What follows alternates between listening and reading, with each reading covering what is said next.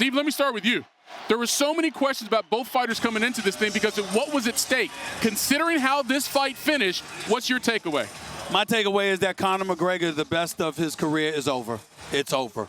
I'm going to go out on a limb, and I'm going to say that. And the reason I feel that way is because, again, you sustained a leg injury. It wasn't a knockout. You didn't get punched in the head. You didn't get punched in the jaw. What happens is that he's been choked out before. Obviously, he had the calf kicks in the second fight, against Poirier. And tonight, he broke his leg. He broke his leg, okay? And to come back from that injury, Dominick was educating me about 6 months at least. I'm just looking at him from that perspective, and I'm saying to myself, it's going to be very, very difficult for him to come back from that. I believe that the best of Conor McGregor is gone. We have seen it. He had a good 30 to 45 seconds. From that point forward, Poirier took over. You understand, was on top of him, was throwing some haymakers at him, and was on top of him. I just don't see how Conor, with this injury, is going to come back and be at the elite level we once saw him at years ago, because this is just another reason for him to be inactive. Mike, it's one thing to lose 3 of your last 4 fights. It's something else. In that last fight, you broke your leg.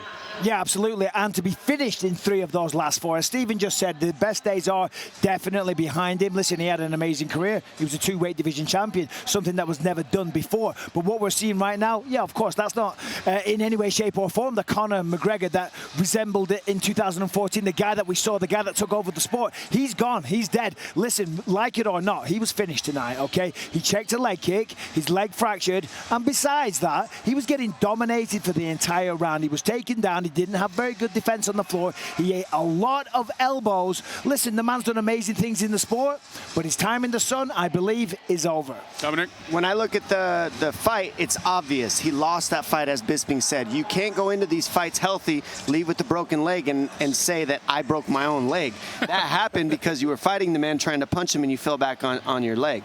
At the same time, I think what really makes it tough for Conor to come back are the things that have been said, the personas that have been hopped around. It's, I'm nice, now I'm back to mean. I started mean, now I'm back to nice, and now I'm back to mean. You're trying to figure out your own brain. So if you really want to know what I think is the issue, it's how is he, what persona does he go to now? Where do you go? Do you go back to being mean? Do you go back to being nice? Well, how he clearly went back to being mean because he doubled down there at the end. He's sitting there with a broken leg, and he's calling out Dustin Poirier, saying that his wife was in his DMs and used a very bad word to describe the wife of the opponent that just broke your leg. That's going farther than he's ever gone before, Steve. That's going too damn far. That's number one. Number two, let's remember that Conor McGregor was in the ring on his backside screaming for it to be a doctor stoppage as opposed to just a simple loss. He was emphasizing that needed to be emphasized. That was what the conclusion of this outcome should have been. Now, I cover the world of basketball, football, and things of that nature, and the reality is this: if this was any of those guys, we'd be all over them for the kind of language that he used, the way that he talked about that man, Dustin Poirier's family, and what have you. There is absolutely positively no excuse for Conor McGregor to engage in that kind of tasteless, classless behavior. I understand this is a fight game and we see a lot of stuff going on from time to time, but to be on your backside with a broken leg and to go at Dustin Poirier that way, where you are attacking and insulting the man's wife, that's why Dustin Poirier had to be restrained from going after Conor after he had spoken to Joe Rogan and he was about to walk out of the ring, because you're talking about the man's wife. Yeah. It's really uncalled for. It really is. Here's what we should do right now. We need to put the focus on Dustin Poirier, how impressive he was not only in this last fight, but this fight, but also, Dominick, what it means for him going forward. Biggest payday of his career. Now we know he will fight Charles Oliveira for the 155-pound title. And man, is that a fun fight, because you got to look at his style and look at where he matches up as a full fighter to the rest of the division. He's got the stand-up, he's got the takedowns, as we saw, he's got the black belt, the takedown defense. He knows how to fight a Charles Oliveira on the ground and on the feet, so it's a beautiful fight. When you look at this, you got to look at him as a champion, because that's what he is. Yes. He said, you know what?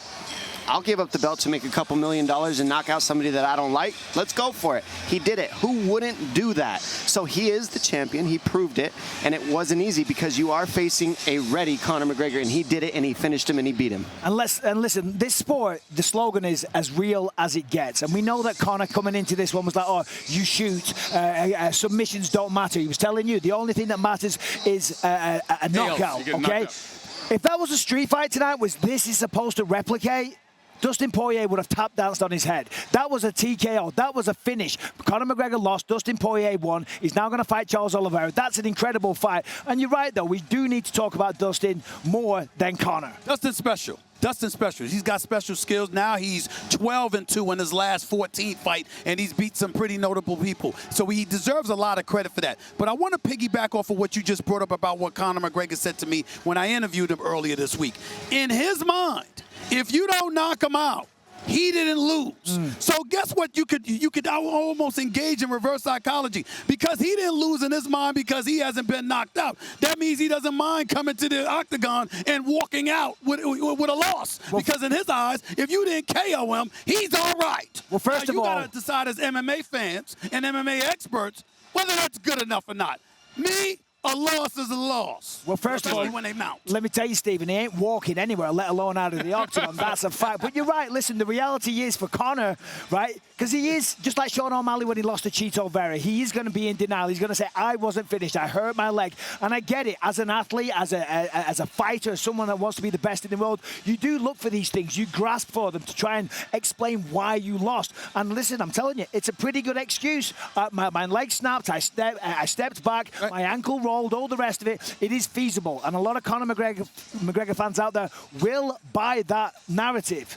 But it's not true. But even with the broken leg excuse, if you want to call it that, did he lose that first round? 10-8. Yes. 10-8 round. 10-8 domination. Round. So again, the domination was there from Dustin Poirier. So you can make whatever excuse you want, Dominic, but Dustin Poirier clearly was a better fighter the last two times these guys fought. Our job as a champion, and a champion like Dustin Poirier is showing himself to be, is to have respect and to show yourself as a higher person in these bad times. When you look at this, I mean, look at how that went down. He broke his ankle, he hurt himself, and he's still talking. It's like, what is that really going to create from here? What's the responsible version of the conversation is what a champion would say.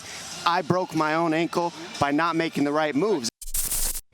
Thanks for watching ESPN on YouTube. For live streaming sports and premium content, subscribe to ESPN+.